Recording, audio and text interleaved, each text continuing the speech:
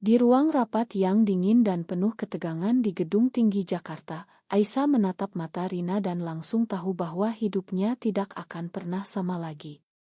Ayahnya, Pak Budi, seorang pengusaha properti terkenal, selalu menuntut kesempurnaan dari putrinya yang kini menjabat sebagai wakil presiden direktur di perusahaan keluarga. Tapi cinta yang tumbuh diam-diam antara Aisyah dan Rina, rekan eksekutif baru yang sama ambisiusnya, adalah rahasia yang bisa menghancurkan segalanya dalam sekejap. Malam itu, setelah rapat panjang tentang proyek mega di Bali, mereka bertemu di sebuah kai kecil di sudut kota yang sepi. "Kita tidak boleh ketahuan," bisik Aisyah sambil memegang tangan Rina di bawah meja. Rina tersenyum tipis, matanya penuh tekad. "Aku siap bertarung bersamamu, Aisyah. Tapi ingat, di dunia ini, cinta saja tidak cukup." Hari-hari berikutnya berlalu dalam keseimbangan rapuh. Di kantor, mereka bertindak seperti real profesional yang saling menghormati. Aisyah mengusulkan strategi ekspansi agresi yang membuat Pak Budi bangga, sementara Rina memberikan data analisis tajam yang mendukungnya. Tak seorang pun curiga bahwa di balik laporan-laporan itu, ada pesan-pesan singkat yang penuh kasih. Namun, tekanan mulai terasa. Pak Budi sering mengingatkan Aisyah tentang perjodohan dengan putra rekan bisnisnya, seorang pengusaha muda dari Surabaya. "Kamu sudah 32 tahun, nak. Saatnya membangun keluarga yang pantas," katanya tegas di meja makan mewah rumah mereka di Menteng. Aisyah hanya mengangguk, tapi hatinya memberontak. Ia tahu kalau rahasia ini bocor, bukan hanya karirnya yang hancur, tapi juga nama keluarga yang selama ini dijaga ketat di masyarakat Indonesia yang masih memandang cinta sesama jenis sebagai noda. Suatu malam, di apartemen Rina yang sederhana di kawasan Kemang, mereka akhirnya mengakui perasaan itu sepenuhnya. "Aku tidak pernah merasa seperti ini sebelumnya," kata Rina sambil memeluk Aisyah dari belakang. Udara malam Jakarta terasa lebih hangat. Mereka berjanji akan saling melindungi, tapi Aisyah sudah merasakan retakan pertama. Proyek besar berikutnya mengharuskan salah satu dari mereka mundur demi kemajuan perusahaan. Aisyah, dengan ambisi yang membara, mulai mempertimbangkan pilihan sulit. Apakah ia harus mengorbankan Rina untuk naik ke kursi presiden direktur? Pikiran itu membuatnya gelisah sepanjang malam, tapi ia tahu, di dunia bisnis ini, kelemahan berarti kehancuran. Beberapa bulan kemudian, persaingan semakin memanas. Perusahaan Pak Budi sedang bersaing ketat dengan konglomerat rial untuk tender pembangunan resor mewah di Bali. Aisyah dan Rina ditugaskan bersama memimpin tim, tapi di balik presentasi profesional mereka, ada pertengkaran kecil yang tak terlihat orang lain.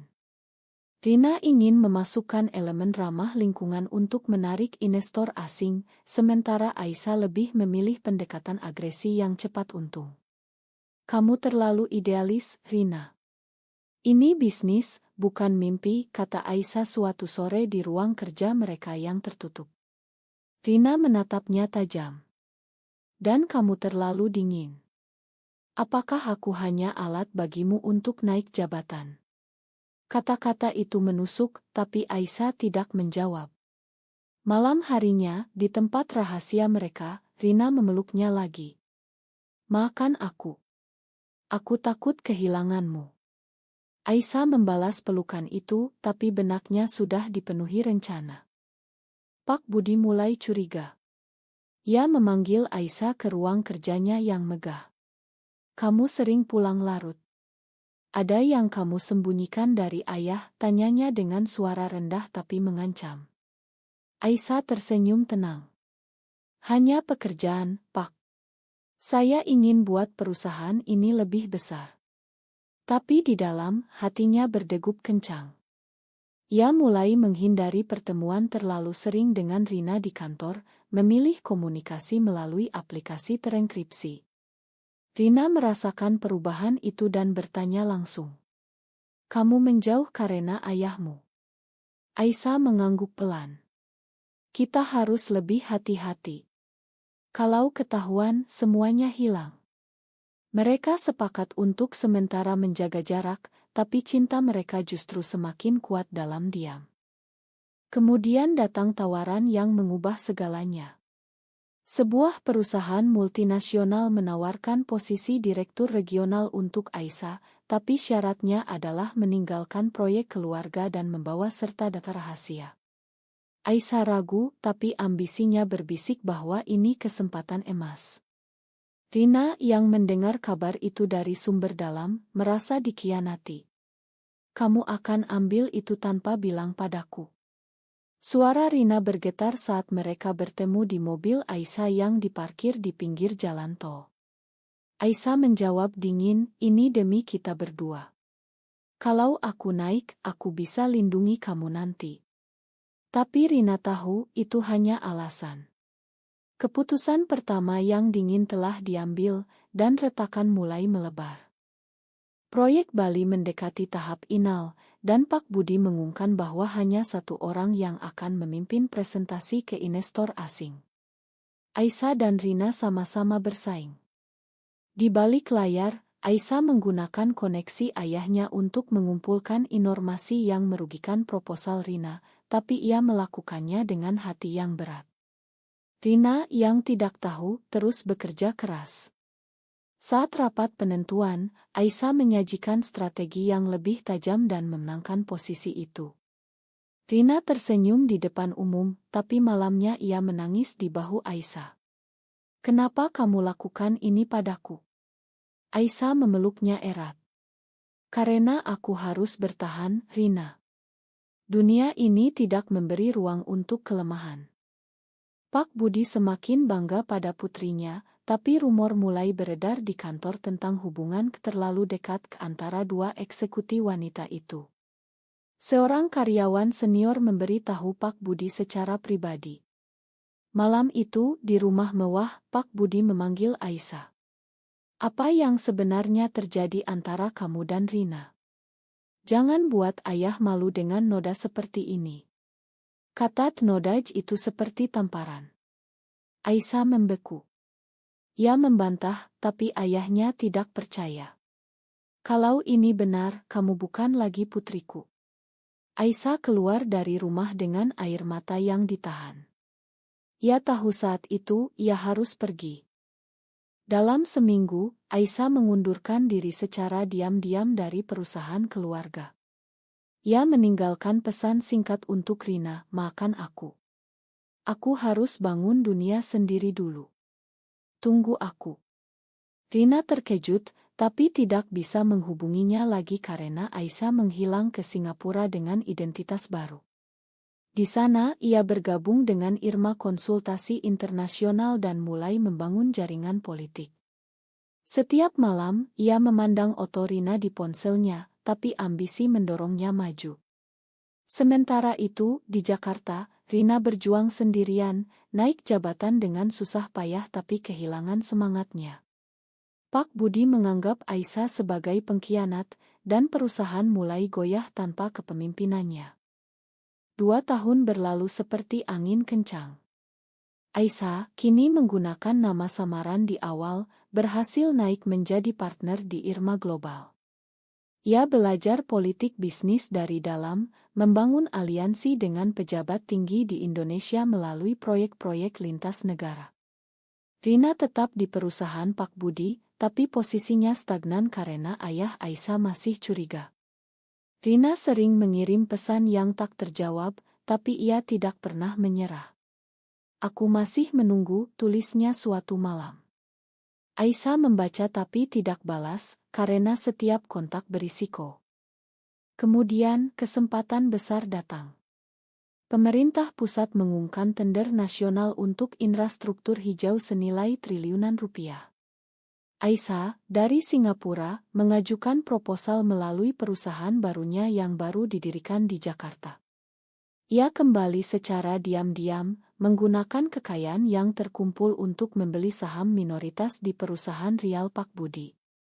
Langkah demi langkah, ia merencanakan pengambilalihan. Rina yang kini menjadi manajer senior, tanpa sadar membantu proses itu melalui data yang ia kelola. Saat pertemuan pertama setelah 2 tahun, di sebuah hotel mewah di Sudirman, mereka bertemu lagi. "Kamu berubah," kata Rina dengan suara gemetar. Aisyah tersenyum dingin. "Kamu juga. Tapi aku kembali untuk kita." Pak Budi mulai panik ketika saham perusahaannya turun drastis. Ia tidak tahu bahwa dalang di balik itu adalah putrinya sendiri. Aisyah terus mendorong, membuat keputusan yang merugikan perusahaan ayahnya demi posisinya sendiri. Rina terjebak di tengah, harus memilih antara loyalitas lama dan cinta yang masih ada. "Kamu akan hancurkan ayahmu?" tanya Rina suatu malam di apartemen baru Aisyah. Aisyah menjawab tanpa ragu, "Dia yang sebut cinta kita noda. Sekarang giliran aku menentukan siapa yang layak." Konflik mencapai puncak saat rapat pemegang saham darurat.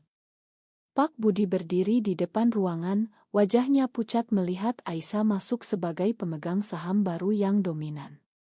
"Kamu bagaimana bisa?" katanya tergagap.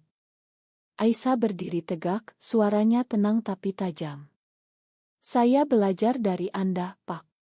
Bertahan hidup berarti mengambil apa yang menjadi milik kita." Rina duduk di barisan belakang, air matanya hampir jatuh. Ia tahu Aisyah telah mengorbankan banyak hal, termasuk kepercayaan mereka. Malam itu setelah rapat, Rina menghadapi Aisyah. "Kamu bukan lagi wanita yang aku cintai. Kamu jadi seperti ayahmu." Aisyah memegang bahu Rina. "Aku lakukan ini untuk kita bisa bebas. Tunggu sebentar lagi." Pak Budi mencoba melawan dengan segala cara, tapi jaringan Aisyah terlalu kuat. Ia kehilangan kontrol atas perusahaan yang dibangun puluhan tahun.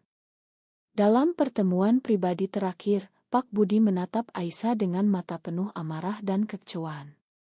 "Kamu menghancurkan keluarga ini demi apa?" "Demi noda itu." Aisyah menjawab pelan, "Bukan noda, Pak. Ini cinta. Dan sekarang saya yang memegang kendali." Ia meninggalkan ruangan tanpa menoleh, tapi hatinya hancur berkeping. Rina yang menyaksikan dari kejauhan, merasa kehilangan bagian dari dirinya. Akhirnya, Aisyah berhasil mengambil alih posisi utama melalui merger yang cerdik. Perusahaan keluarga kini berada di bawah kendalinya. Rina tetap di sisinya, tapi hubungan mereka penuh luka. Mereka hidup bersama secara rahasia di rumah baru di kawasan elite, tapi kegembiraan lama telah pudar, digantikan oleh kewaspadaan dan penyesalan yang tak terucap. 1 tahun kemudian, di pesta perayaan pengambilalihan resmi, Aisyah berdiri di panggung sebagai presiden direktur baru. Pak Budi hadir sebagai tamu kehormatan yang terpaksa, wajahnya kaku. Saat ia mendekat untuk memberi selamat, suaranya bergetar. "Selamat Nyonya Aisyah." Kata Nyonya itu adalah pengakuan pahit. Aisyah tersenyum tipis, tapi matanya menatap Rina di pojok ruangan. Cinta mereka masih ada, tapi telah dibayar dengan harga mahal, kehilangan keluarga, kepercayaan, dan sebagian jiwa mereka sendiri. Rina mendekat dan memegang tangannya diam-diam. "Kita selamat," bisiknya. Tapi apakah itu benar? Di luar gedung, Jakarta malam itu masih sibuk seperti biasa, tak peduli dengan pengorbanan yang terjadi di balik layar. Aisyah dan Rina berjalan pulang bersama, tangan mereka saling genggam dalam gelap. Mereka telah menang, tapi kemenangan itu terasa hampa. Ambisi telah membawa mereka ke puncak, tapi cinta yang dulu murni kini bercampur dengan luka yang tak akan pernah sembuh sepenuhnya. Apakah ambisi selalu harus mengorbankan cinta sejati demi kekuasaan, atau justru cinta yang sejati adalah yang bertahan meski segalanya hancur?